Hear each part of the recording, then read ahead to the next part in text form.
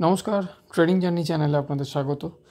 তো কালকে মার্কেটের সিচুয়েশান আমার যে প্রিভিয়াস প্রায় 15-20 দিন আগেকার ভিডিওতে যেই ফরমেশনটার কথা আমি বলেছিলাম যে একটা head and shoulder market complete করবার জন্য কিন্তু মানে রেডি করছে, market head and shoulder formation complete করবে এবং মার্কেট নিচের দিকে আসবে।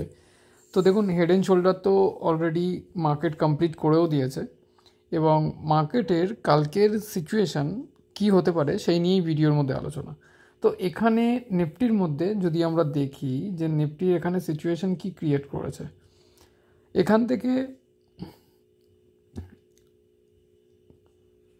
23,859 লেভেল থেকেও নিফটি আজকেও কিন্তু ডাউন সাইডে ফল আমরা দেখতে পেয়েছি মার্কেটের মধ্যে।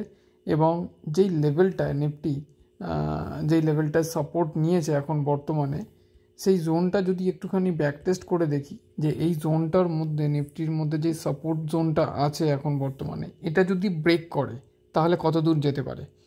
তো যদি নিফটি 23,559 লেভেলে আজকে ক্লোজিং আছে এবং 23,559 নিচের যদি আমরা সাপোর্ট দেখি তাহলে কত, 23,370 এই লেভেলটা।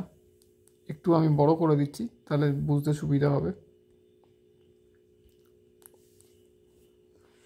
একদম এই লেভেলটা 23,360 লেভেল, মানে ইলেকশনের এক্সিট পোলের দিন যেই ক্যান্ডেলটা ছিল তার মাথাটা।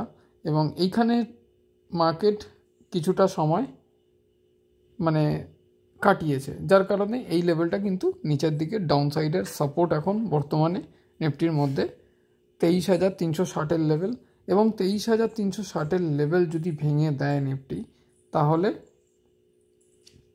ডাইরেক্টলি আমরা এই লেভেলটা পাবো 22,800 লেভেল। 23,360 লেভেল যদি মার্কেট ভেঙে দেয় তাহলে কিন্তু 22,800 লেভেল পর্যন্ত নিফটিকে আমরা পাবো। বাট এতখানি নিচেও কিন্তু নিফটিকে এখনও পর্যন্ত এক্সপেক্ট করা যায় না। 23,360 লেভেলটা, 2360 থেকে 350 লেভেলটা যতক্ষণ না ব্রেক করছে ততক্ষণ পর্যন্ত আরও ডাউন সাইডে চিন্তাভাবনা আমরা করব না। তো সাপোর্ট হিসেবে তো এটা দেখে নিলাম। এবার আসি একটু রেজিস্ট্যান্সের ব্যাপারে। রেজিস্ট্যান্স যদি দেখি আমরা, রেজিস্ট্যান্স আমাদের প্রথম রেজিস্ট্যান্স কোনটা পড়বে, সেটা হচ্ছে এই জোনটা আমাদের প্রথম রেজিস্ট্যান্স জোন হবে। এই লেভেলটা আমি ডে ক্যান্ডেলে দেখছি, এটা প্রথম রেজিস্ট্যান্স জোন হবে 23,700 লেভেলটা, মানে এই জোনটার কথা আমি বলছি। 23,000 এই ক্যান্ডেলের, মানে আজকের ক্যান্ডেল যেটা তৈরি করেছে, 11 তারিখের ক্যান্ডেল যেটা তৈরি করেছে, সেই ক্যান্ডেলটার 50% প্রথম রেজিস্ট্যান্স জোন। আমি এই জায়গাটা বড় করছি তাহলে বুঝতে সুবিধা হবে। তো প্রথম রেজিস্ট্যান্স জোন হবে আমার এই লেভেলটা 23,720। এই জোনটা হচ্ছে আমার প্রথম রেজিস্ট্যান্স জোন। এবং দ্বিতীয় রেজিস্ট্যান্স জোন আমার হবে নিফটির মধ্যে এই ক্যান্ডেলটার ওপেনিংটা 23,830। 23,830 লেভেলটা ক্রস করলে তবে আমরা 24,000 লেভেল পর্যন্ত নিফটিকে নিয়ে টার্গেট রাখতে পারবো। তাহলে 720, তারপর 830, তারপর 24,000, মানে 23,720 প্রথম রেজিস্ট্যান্স লেভেল, 23,830 দ্বিতীয় রেজিস্ট্যান্স এবং 24,000 থার্ড রেজিস্ট্যান্স। যতক্ষণ না এই লেভেলটাকে ব্রেক করে মার্কেট সাস্টেন করছে ততক্ষণ পর্যন্ত কিন্তু নিফটিকে নিয়ে আমরা আপসাইডের মুভমেন্ট, আমরা মানে আপসাইড যাওয়ার এক্সপেকটেশন বেশি রাখতে পারবো না। এমনও হতে পারে মার্কেট কালকে এখান থেকে একটা হালকা একটা পজ নিল, পজ নিয়ে আবার ডাউন সাইডে এলো, এই লেভেলটাকে রিটেস্ট করতে এলো। যেই লেভেলটা পর্যন্ত মার্কেটের ফরমেশন যেখান থেকে চালু করেছিল সেই লেভেলটা রিটেস্ট করতে আসতেই পারে মার্কেট, ঠিক আছে। তো নিফটির মধ্যে ভিউ এটাই থাকবে। কালকে যদি নিফটি এই ক্যান্ডেলটাকে ব্রেকআউট দিতে পারে, কালকে ব্রেকআউট দেওয়ার সম্ভাবনা বেশিও আছে, কারণ ক্যাশ ডাটা যদি দেখেন তাহলে এফআই তো সেলিং প্রত্যেক দিনই করছে, বাট ডিআইয়ের বাইংটা কিন্তু অনেকটা বড় আছে আজকে। কালকে মার্কেটের মধ্যে একটা গ্যাপ আপ ওপেনিংয়েরও এক্সপেকটেশন কিন্তু আমাদের থাকবে। তো আসুন দেখে নেব ব্যাঙ্ক নিফটির মধ্যেও কী ফরমেশন ক্রিয়েট করেছে।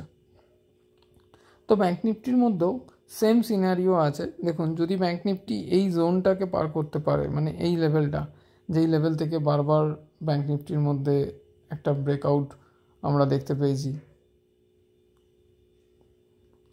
তো এই লেভেলটা যদি ব্যাঙ্ক নিফটি পার করতে পারে, এই জোনটা হচ্ছে কত, 50,527 লেভেল।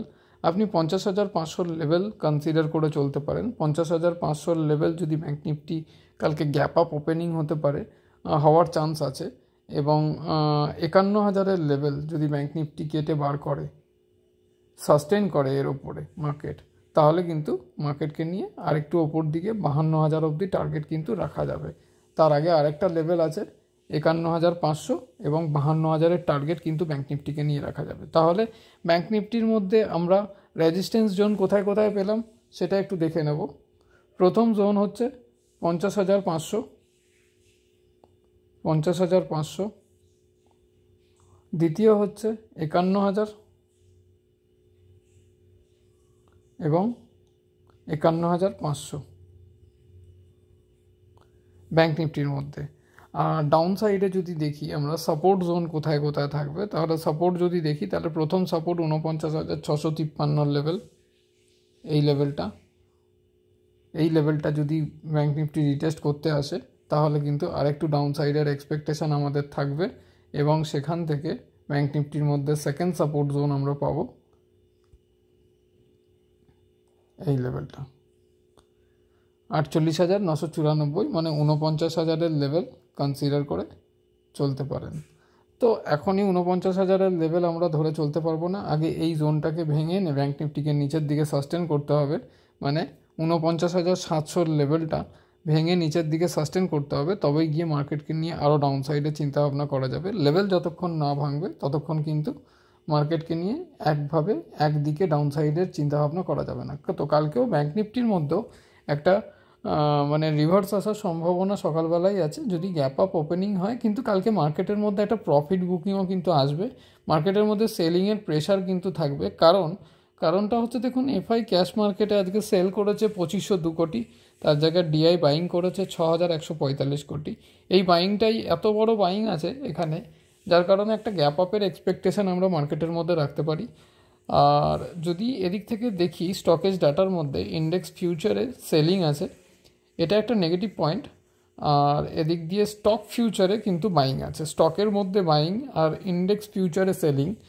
তো সেই দিক থেকে দেখতে গেলে এখানে একটা পজিটিভ ইস্যু কিন্তু আসছে। 2,454 কোটি টাকা হচ্ছে বাইং আছে, 1,885 কোটি টাকা এখানে সেলিং আছে। তো সেদিক থেকে দেখতে গেলে কিছুটা পজিটিভ বাইং কিন্তু আমাদের আছে ফেভারে। আর এদিক থেকে অপশন ডাটা, ইন্ডেক্স অপশানে যদি দেখি, তো ইন্ডেক্স অপশানের ভেতরে কী কী রাইটিং আছে, নিফটি 50-র ভেতরে রাইটিং আছে 11,032 কোটি টাকা বাই করা আছে। ব্যাঙ্ক নিফটির মধ্যেও বাইং আছে 27,822 কোটি।